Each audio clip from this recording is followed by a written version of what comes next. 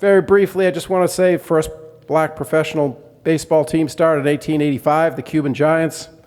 They weren't from Cuba, they were really from Babylon, New York. They were originally the Babylon Black Panthers. They were the waiters and porters at the Argyle Hotel, and they thought it would be more of a marketing. There were a lot of ball teams then from Cuba. They thought it would be help from a marketing point of view to call themselves the Cuban Giants.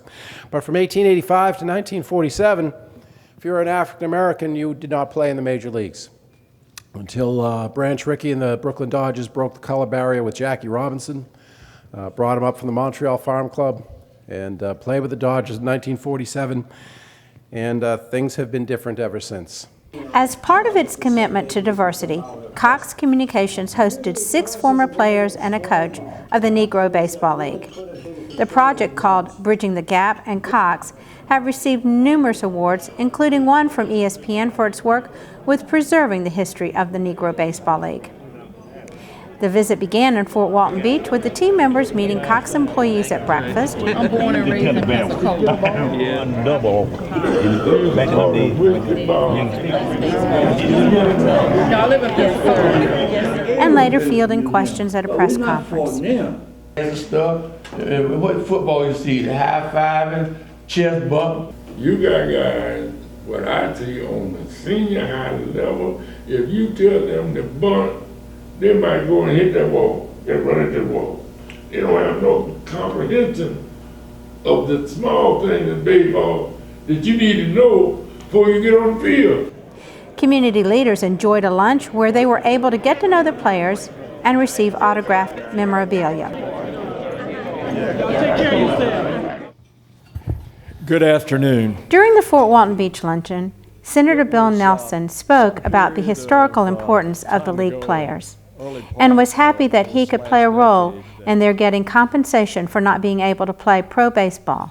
So the question was Major League Baseball, who, to give credit where credit is due, of their own initiative had wanted to recognize with some kind of financial remuneration back in the late 90s those that had not been able to play before. We took the case to Bud Selig, and after having gotten the runaround, to put it very bluntly, for some period of time, we kept that line of communication open. And it was when Bud Selig was coming in front of the Senate Commerce Committee to testify on a completely different matter. And we got Major League Baseball willing to step forward and come up with a financial package for those. I want to say this before I forget it. I happened to see Senator Nelson. About 6 years ago, that was the last time, he said he was going to try and help us get a pension, or, get some help from 60 years ago, say you guys deserve something. So evidently he must have went to work, because they did. They give us $50,000 and included our spouse on the second $50,000. So we finally got a break after 60 years. The players' last stop in Fort Walton Beach was at the Emerald Coast Boys and Girls Club, where they encouraged the club members to focus on education and keeping fit, and they signed baseballs for the students.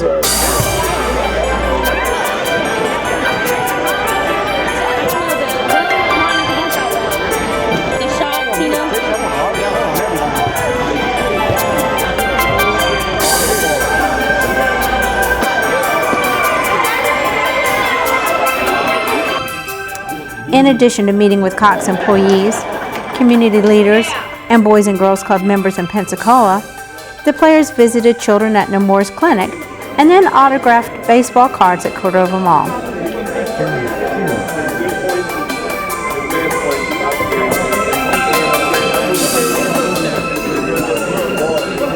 We gave it to Florida. That's that Tampa group.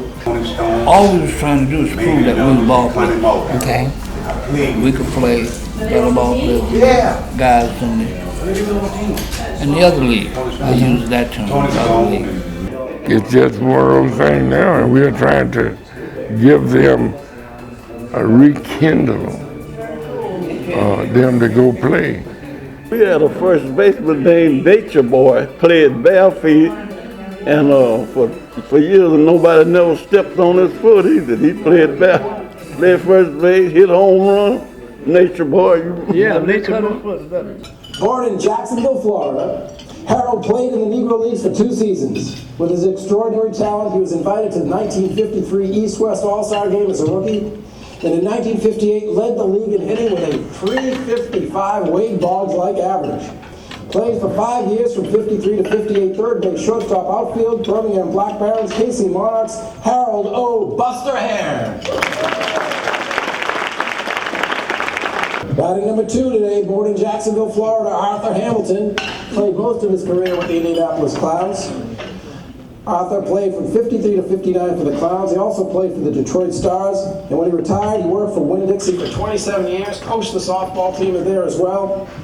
Arthur J. Hamilton, Arthur Jr. Batting in the 3rd spot, our own A.J. Jackson from Gainesville, Florida. At the young age of 22 years old, A.J. signed a contract with the Kansas City Monarchs. He compiled a 14-3 record. With a great throwing arm, his goal was to be a major league player, which he achieved when he signed with the Indians for a brief part of the 1958 season. Played in 1957 in the Negro Leagues, 58 in the Major League. Pitcher, Kansas City Monarchs, A.J. Jackson. Our cleanup hitter today has a very interesting story about how he got his nickname, which you may hear later on. I heard it for the first time today. Walter began his playing career with the Philadelphia Stars in 1941, quickly left them to play with the New York Black Yankees. At the end of the season, after World War II, he signed with the Indy Clowns in the Negro American League and pitched in 48 and 49.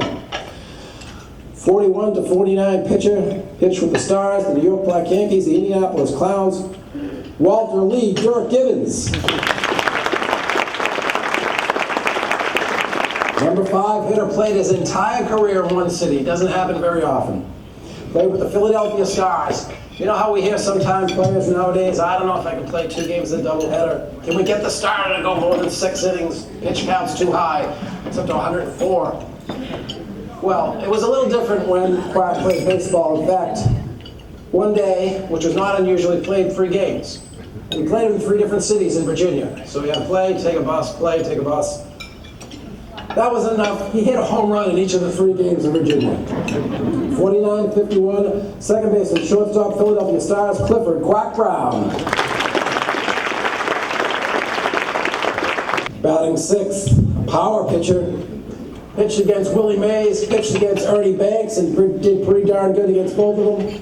Played for the Indianapolis Clowns, and in 1948-49 led the league in strikeouts. Contributed a 5-5 record as the Clowns won the Eastern Division title. Pitcher, Raydell Bo Maddox.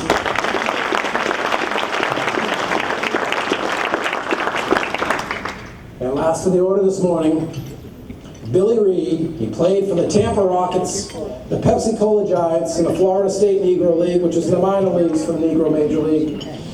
He played for Florida A&M University, one of the great athletic universities and academic universities in the country. Inducted into the Sports Hall of Fame there. Later, as a baseball coach at Hillsborough High, one of the better programs in the country, he trained and coached such players as Dwight Gooden, Gary Sheffield, and Carl Everett. Billy Reed. Their visit was capped off by Mayor Mike Wiggins honoring the players with a proclamation and making them honorary citizens of Pensacola. Although the team members were in the area for a short time, their stories and place in history will not soon be forgotten.